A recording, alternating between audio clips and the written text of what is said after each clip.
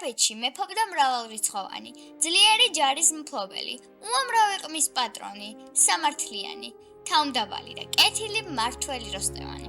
იყო არაბეთს როსტევან, მეფე ღმრთისაგან სვიანი, მაღალი, უხვი, მდაბალი, ლაშქარმრავალი, ყმიანი, მოსამართლე და მოწყალე, მორჭმული, განგებიანი, თვით მეომარი უებრო, კვლავ მოუბარი წყლიანი.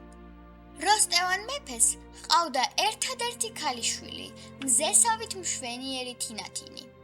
სხვაზე არ ესვა მეფესა, მართ ოდენ მარტო დასული, სოფლისა მნათი მნათობი, მზისაცა დასთა დასული, მან მისთა მჭვრეთთა წაუღის, გული გონება და სული, ბრძენი ხამს მისად მაქებრად და ენა ბევრად ასული.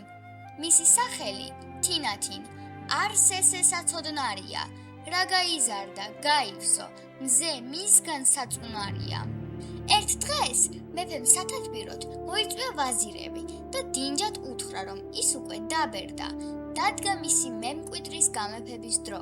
ვაზირებმა უპასუხეს, რომ როსტევანის სიბერე ჯერ კიდევ შორს იყო, თუმცა იქვე აღნიშნეს, თინათინი მეფობის ღირსი ნამდვილად არის.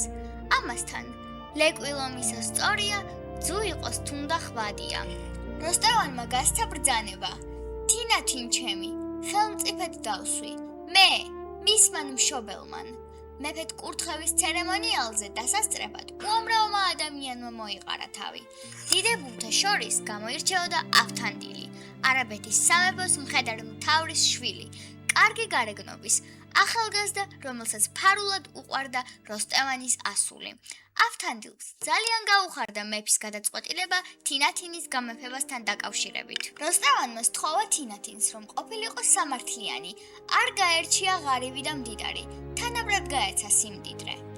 სმაჭამა დიდად შესარგი, დება რასა ვარგულია, რასაცა გასცემ შენია, რასც არა დაკარგულია.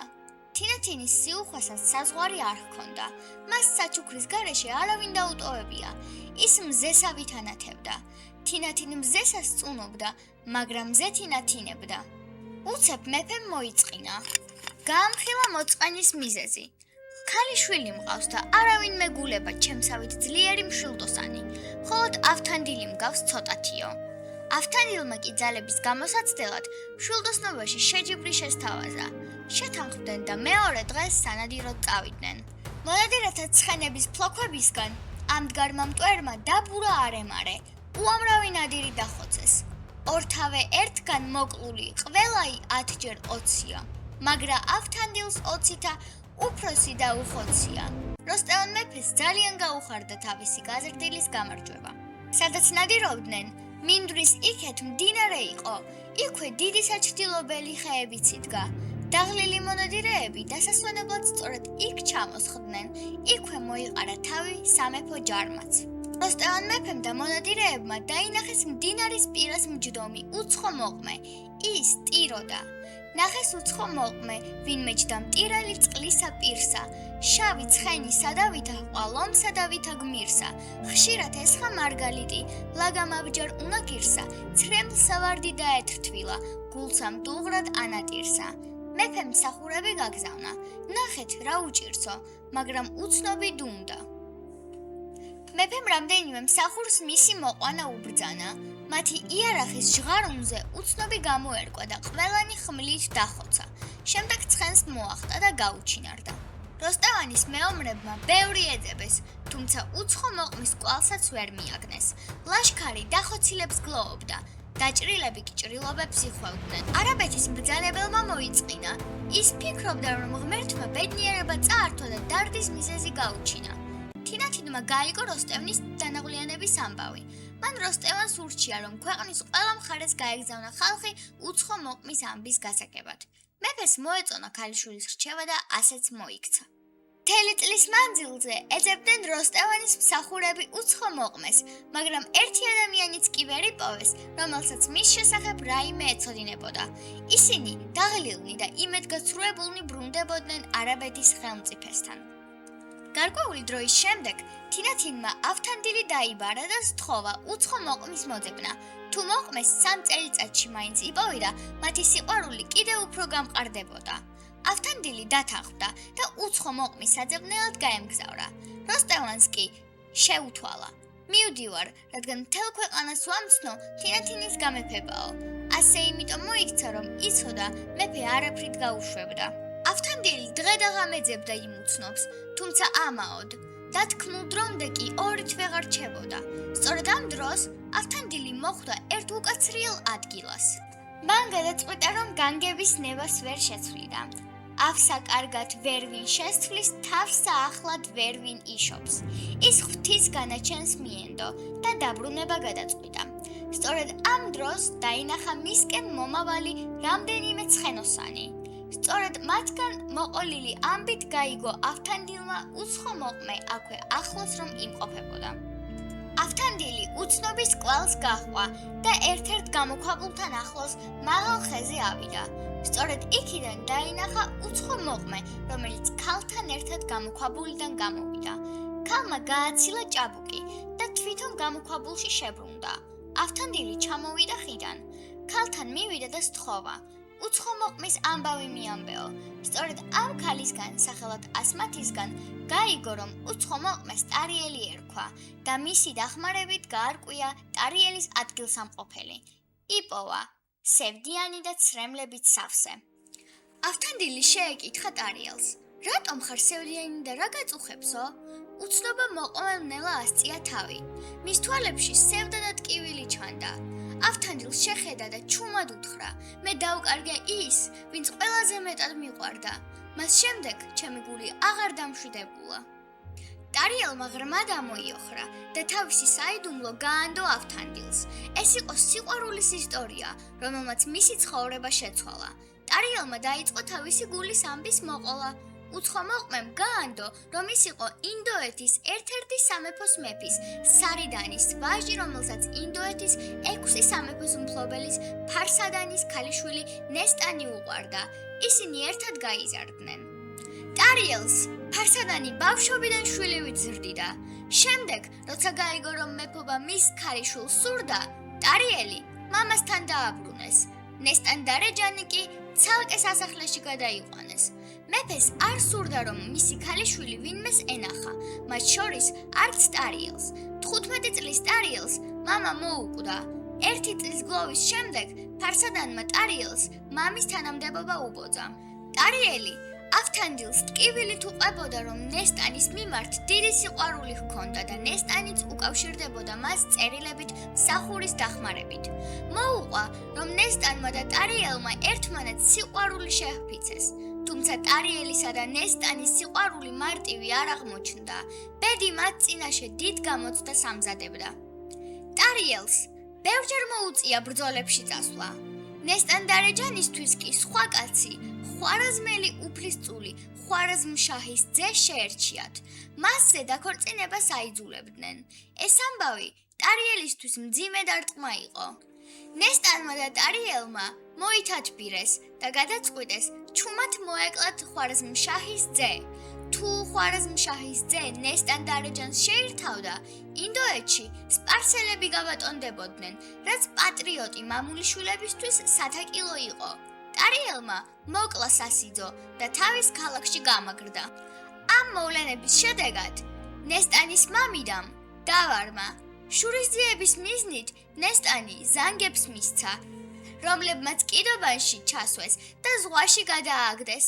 მის მერე ტარიელი სათფროს ამაოდ ეძებდა. ტარიელმა ავთანდილს ისიც მოუყვა, როგორ გაიცნო მულღა ზანზარის მეფე ფრიდონი, რომელმაც ცხენი აჩუქა და მეგობრობა შეფიცა. გულგატეხილი ტარიელი ვეღარ მშვიდდებოდა. სიყვარულმა მის გულში ქარიშხალი გამოიწვია. მან გადაწყვიტა ნესტანი ეპოვა, რა სირთულეც არ უნდა შეხვედროდა გზაზე. დიდხანს დამალული ტკივილი სიტყვებად იქცა და ტარიელმა თავისი გულის ისტორია პირველად გაუზიარა სხვას. ავთანდილმა ტარიელის ტკივილი გულით იგრძნო და მას მტკიცედ უთხრა: მე დაგეხმარები ნესტანის პოვნაში, რა სირთულეც არ უნდა იყოსო. მათ ერთმანეთს შეჰფიცეს ერთგულება და ამ დღიდან მათი გზა საერთო გახდა. ტარიელმა უთხრა: ახლა კი შეგიძლია წახვიდე და შენ სატრფოს უამბო ჩემი ამბავიო. ავთანდილი შეჰპირდა, რომ წავიდოდა, მაგრამ აუცილებლად დაბრუნდებოდა და ისევ აქ შეხვდებოდა. სასახლეში დაბრუნებულმა ავთანდილმა როსტევანს და თინათინს უცხო მოყმის ამბავი მოუყვა, თუმცა ავთანდილი მიხვდა, რომ მეფის მხარდაჭერას ვერ მიიღებდა. ამიტომ გადაწყვიტა მეფისთვის ანდერძი დაეწერა და მეგობრის დასახმარებლად წასულიყო. ავთანდილმა დაუწერა, როგორი მნიშვნელოვანი იყო მეგობრის დახმარება და თუ წასულს რამე დაემართებოდა, მისი ქონება ღარიბებისთვის დაერიგებინათ. მეგობრებმა სიტყვა შეასრულეს. მრავალი წინააღმდეგობა გადალახეს გზაზე. ერთმანეთს შეხვდნენ და ერთად გაუდგნენ გზას ნესტანის მოსაძებნად. ისინი ერთად მოგზაურობდნენ, ეძებდნენ ნესტანის კვალს, ხვდებოდნენ სხვადასხვა ადამიანებს. ცდილობდნენ გაეგოთ ნესტანის ადგილსამყოფელი. მათი გზა გრძელი და რთული იყო, მაგრამ იმედი არ ტოვებდათ, რომ ნესტანის კვალს აუცილებლად მიაგნებდნენ და ერთხელაც მოგზაურობისას ვინმე უცხოსგან იგებენ სიმართლეს, იგებენ, რომ ნესტანი ტყვეთ ყავთ და სადღაც შორს მიუწვდომელ ადგილას არის ციხე კოშკში. მის დასახსნელად წინ დიდი და საშიში გზა ელოდათ. მათ ესმოდათ, მარტო ამას ვერ შეძლებდნენ და სწორედ მაშინ ბედმა მათ კიდევ ერთი მეგობარი, ფრიდონი შეახვედრა. ისინი ხვდებიან ფრიდონს. ფრიდონი უსმენს მათ ამბავს. ხვდება, რამდენად მნიშვნელოვანია ნესტანის გადარჩენა, გადაწყვეტს დაეხმაროს. გეგმა მზად იყო. სამი მეგობარი აღარ ყვაყმანობდა. ისინი გაემართნენ იმ საშიში ადგილისკენ, სადაც ნესტან დარეჯანი ტყვეთ ყავდათ.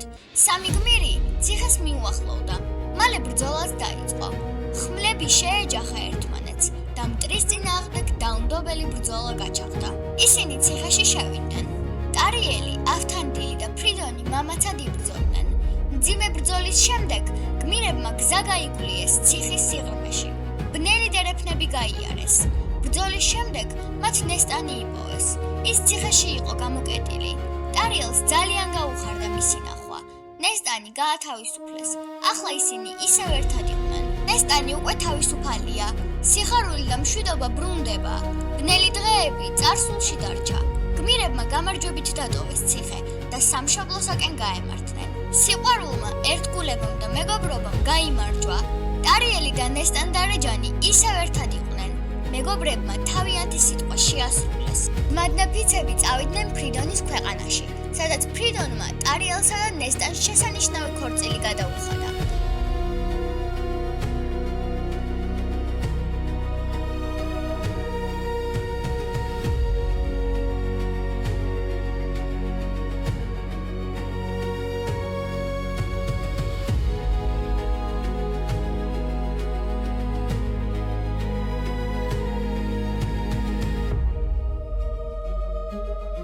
შემდეგ ტარიელი და ფრიდონი ავთანდილს წახვდნენ არაბეთში. არაბეთშიც გადაიხადეს ტარიელ ნესტანისა და ავთანდილ თინათინის ქორწილი. შემდეგ კი ძმადნაფიცები გაემართნენ ინდოეთისაკენ და სასტიკად დაამარცხეს მტერი, რომლებიც ამ ქვეყანას შესეოდნენ. ტარიელი და ნესტან დარეჯანიც ტახტზე დასვეს, რადგან ნესტანის მამა ფარსადანი უკვე გარდაცვლილი იყო. სამივე ხელმწიფეს ტარიელს, ავთანდილს და ფრიდონს ერთმანეთი ძალიან უყვარდათ. ისინი ყველას თანაბრად წყალობდნენ. ქვრივობოლნი გაამდიდრეს, მათხოვრობა მოსპეს, ცუდი საქმის ჩამდენნი დააშინეს და ისე ცხოვრობდნენ, რომ მათ სახელმწიფოებში თხადამგელი ერთად ძოვდა. გასრულდა მათი ამბავი, ვითა სიზმარი ღამისა, გარდახტეს გავლეს სოფელი. ნახეთ სიმუხთლე ჟამისა, ვის გრძლად გონია, მისთვისცა არის ერთისა წამისა. დავწერ ვინმე მესხი მელექსე, მე რუსთველისა და ამისა.